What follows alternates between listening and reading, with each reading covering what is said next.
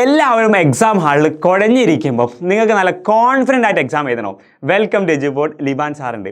എല്ലാ കുട്ടികൾക്കും വളരെ കോംപ്ലിക്കേറ്റ് ആയിട്ട് എക്സാമിന് ബുദ്ധിമുട്ടുന്ന ഒരു ക്വസ്റ്റനാണ് ബാങ്ക് റീകൺസിലിയേഷൻ സ്റ്റേറ്റ്മെൻറ്റ്. ഈ ഒരു ക്വസ്റ്റൻ വളരെ സിമ്പിളായിട്ട് എങ്ങനെ ചെയ്യാമെന്നുള്ളത് നമുക്ക് നോക്കാം. സോ ബാങ്ക് റീകൺസിലിയേഷൻ സ്റ്റേറ്റ്മെൻറ്റിൽ നമുക്ക് കുറേ ഐറ്റംസ് വരും. എന്നിട്ട് ആ ഐറ്റംസ് ഒന്നെങ്കിൽ പ്ലസ്സോ അല്ലെങ്കിൽ മൈനസോ ചെയ്യേണ്ടത്.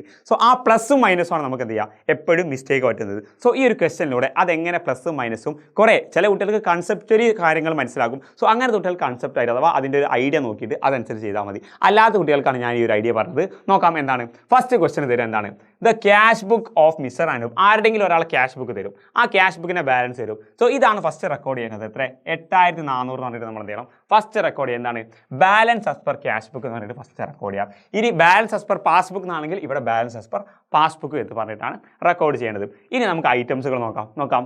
Check issued but not present. കണ്ടോ, ചെക്ക് ഇഷ്യൂഡ് എന്ന് കണ്ടാൽ അതെന്താ? Cheque issued but not present എന്ന് പറഞ്ഞാൽ അത് പ്ലസ്സാ. ചെക്ക് ഇഷ്യൂഡ് എന്ന് കണ്ടാൽ അത് ഉറപ്പാ പ്ലസ്സാ. അതേപോലെ ചെക്ക് ഡെപ്പോസിറ്റഡ് എന്ന് കണ്ടാൽ അതെന്താ? അത് മൈനസ് ആണ്. കണ്ടോ, ചെക്ക് ഡെപ്പോസിറ്റ് അത് മൈനസ് ആയിരിക്കും. Direct payment made by customer direct payment ചെയ്തെന്ന് കണ്ടാൽ അതെന്താ? അത് പ്ലസ് ആണ്. അതെന്താ? പ്ലസ് ആണ്. ബാങ്ക് ചാർജ് ഒന്നും നോക്കണ്ട. ബാങ്ക് ചാർജ് കണ്ടാൽ അതെന്താ? മൈനസ് ആണ്. Next interest deposited and credited. കണ്ടോ, ഇൻട്രസ്റ്റ് ഡെപ്പോസിറ്റഡ് അല്ലെങ്കിൽ ഇൻട്രസ്റ്റ് ക്രെഡിറ്റഡ് എന്ന് കണ്ടാൽ എന്ത് ചെയ്യണം? അത് പ്ലസ് ആയിരിക്കും എപ്പോഴും. ഇനി ഈ ഒരു 2, 4, 5 ഐറ്റംസ് ഉള്ളത്. ഇനി ചെക്ക് അല്ലെങ്കിൽ ബില്ല് എന്ന് കണ്ടാൽ അതെന്താ? അത് ഉറപ്പാ അത് മൈനസ് ആണ്. അതെന്താണ്? മൈനസ് ആണ്. സോ 3 ഐറ്റംസ് ആണ് പ്ലസ്, 3 ഐറ്റംസ് ആണ് മൈനസ്. ഇതൊന്നും അല്ലാത്ത മറ്റൊരു മൈനസ് കൂടി എന്താണ്? Direct payment. എന്താ direct payment made by bank എന്തെങ്കിലും പേയ്മെൻറ്റ് ചെയ്താൽ അതും മൈനസാണ്. 4 ഐറ്റംസാണ് മൈനസ്. ഒന്നെന്താ മൈനസ് എന്ന് പറയുന്നത്? ബാങ്ക് ചാർജ് അത് മൈനസ് ആണ്. അതേപോലെ ചെക്ക് ഡെപ്പോസിറ്റ് എന്ന് കണ്ടാൽ അത് മൈനസ് ആണ്. അതേപോലെ ചെക്കോ ബില്ലോ എന്ന് കണ്ടാൽ ചെക്കോർ ബിൽ ഡിസോണേഡ് എന്ന് കണ്ടാൽ അത് ഉറപ്പാണ് മൈനസ് ആണ്. Direct payment made by bank ഇത് മൈനസാണ്. പ്ലസ് എന്താ? ചെക്ക് ഇഷ്യൂഡ് കണ്ടാൽ പ്ലസ് ആണ്. ഇൻട്രസ്റ്റ് ആൻഡ് ഡിവിഡൻഡ് കണ്ട അത് പ്ലസ് ആണ്. അതേപോലെ direct payment made by customer എന്ന് കണ്ട പ്ലസ്സാണ്. അത്രയേ ഉള്ളൂ. അപ്പം നിങ്ങൾ ശ്രദ്ധിക്കുന്ന കാര്യം ഇത് സിമ്പിൾ ഐഡിയ. ഇനി കോൺസെപ്റ്റലി പഠിക്കേണ്ട ആൾക്കാർക്ക് നോക്കുക. ബാങ്കിൻ്റെ ബാലൻസ് കൂടുതലാണെങ്കിൽ അത് മൈനസ് ചെയ്യണം. ബാങ്കിൻ്റെ ബാലൻസ് കൂടുതലോ ബാങ്കിൻ്റെ ബാലൻസ് കുറവോ ക്യാഷ് ബുക്കിലെ ബാലൻസ് കൂടുതലാണെങ്കിൽ അതെന്ത് ചെയ്യണം? മൈനസ് ചെയ്യണം. ക്യാഷ് ബുക്കിൻ്റെ ബാലൻസ് കുറവോ പാസ്ബുക്കിൻ്റെ ബാലൻസ് കൂടുതലാണെങ്കിൽ എന്ത് ചെയ്യണം? അത് ആഡ് ചെയ്യാണ് വേണ്ടത്. അത്രേ ഇതിലുള്ളൂ. ഇത് ക്യാഷ് ബുക്ക് വെച്ചിട്ട് ചെയ്യേണ്ട ക്വസ്റ്റനാണ്.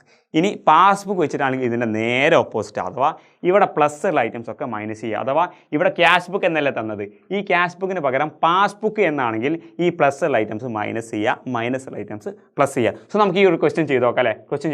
ഫസ്റ്റ് എന്താ റെക്കോർഡ് ചെയ്യുന്നത്? ക്യാഷ് ബുക്കിലെ balance 8400. So cash book balance as per cash book 8400. ഇവിടെ 2 ഐറ്റം ഉണ്ടാവും.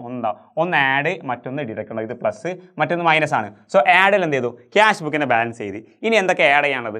ചെക്ക് ഇഷ്യൂഡ് അതെന്താ ആഡ് ചെയ്യാനുള്ളതാണ്. So cheque issued but not presented for payment 860 add സൈനിൽ എഴുതി. രണ്ടാമത്തെ ആഡ് എന്താണ്? Direct payment made by customer 720. അത് ആഡ് അല്ലേ? So direct payment made by customer 720. ഇനി മൂന്നാമത്തെ ആഡ് എന്താ? The interest on deposit creditor. Interest deposit അല്ലെങ്കിൽ ക്രെഡിറ്റർ 340 അല്ലേ? സോ അതെന്ത് ചെയ്യണം? അത് റെക്കോർഡ് ചെയ്യണം. ഇൻട്രസ്റ്റ് 340. ഇത് നാലാമതാണ് നമ്മൾ റെക്കോർഡ് ചെയ്തത്. ഇനി മൈനസിൻ്റെ ഐറ്റം നോക്കാം. മൈനസിൻ്റെ ഐറ്റം എന്താ ഉള്ളത്? ബാങ്ക് ചാർജ് 80 രൂപ. സോ ബാങ്ക് ചാർജ് -80 രൂപ മൈനസിൻ്റെ സൈഡിൽ റെക്കോർഡ് ചെയ്തു. അടുത്ത ഐറ്റം എന്താ ഉള്ളത്? അടുത്ത ഐറ്റം ഇൻട്രസ്റ്റ് ഓൺ ഡെപ്പോസിറ്റ് അതല്ല, ചെക്ക് ഡെപ്പോസിറ്റ് ഇൻറ്റു ബാങ്ക് എത്ര? 650.